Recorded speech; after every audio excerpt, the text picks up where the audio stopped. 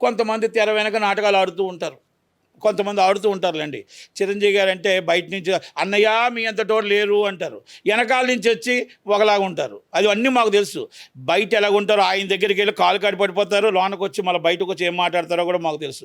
చిరంజీవి గారికి కూడా తెలుసు. కానీ ఆయన ఏంటంటే అందరూ వాడిని, అందరూ మనవాళ్ళు, మన మనుషులు అనుకుంటాడు. కాబట్టే ఆయన మెగా ఫ్యామిలీ ఎప్పుడు కూడా మనవాళ్ళు, మన మన సినిమా ఇండస్ట్రీ మన బాగుండాలని కోరుకుంటారు. పవన్ కళ్యాణ్ గారు కూడా ఎప్పుడు అంటారే ఎవరు సినిమా ఇండస్ట్రీ కోసం మాట్లాడకండి, సినిమా ఇండస్ట్రీని మీరు ఏం తిట్టకండి, మాట్లాడకండి అంటారు. ఆయన సంస్కారం అది, చిరంజీవి గారి సంస్కారం అది. బాధ అనిపిస్తూ ఉంటుంది మాకు. వీరిద్దరూ చూసిన ఇంటర్వ్యూస్ చూసి మాకు బాధ అనిపించి నేను మాట్లాడుతున్నాను అంతే తప్ప, లేకపోతే నేను మాట్లాడను. మీరు ఎందుకు టార్గెట్ చేస్తారు? మీరు మళ్ళీ ఆయన దగ్గరికి వెళ్తారు, మళ్ళీ ఆయనే టార్గెట్ చేస్తారు. ఇది ఎంత దాకా కరెక్టు? ఒక్కసారి ప్రతి ఒక్కరికి అర్థమవుతుంది ఇది.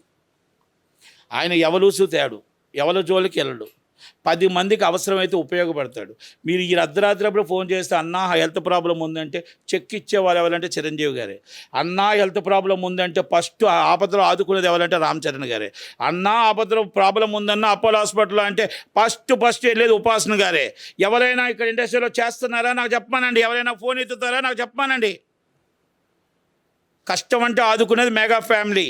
మరి అలాంటప్పుడు వాళ్ళు బాగుంటే, వాళ్ళ సినిమాలు బాగుంటే ప్రజలకు 10 మంది 10 రూపాయలు పెడతారు కదా, వాళ్ళు బాగుండాలని కోరుకుందాం. మనకు అన్నం పెడుతున్నప్పుడు అలాంటి వాళ్ళు బాగుండాలని కోరుకుందాం. ఎందుకు ఇది?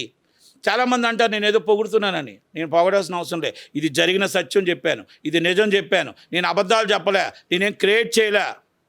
నాకు అబద్ధాలు చెప్పాల్సిన అవసరం లేదు. నేను చిరంజీవి గారితో సినిమా తీయను, నేను చిరంజీవి గారితో నేను కూర్చొని ఫోటో దిగను. నాకేం అవసరం లేదు. చిరంజీవి గారి అభిమానం ఉంది, ఆ ఫ్యామిలీతో నాకు ఎప్పుడు అభిమానం ఉంటుంది. ఎప్పుడు ఉన్నంతవరకు, నేను బతుకున్నంతవరకు అభిమానంతోనే ఉంటాను.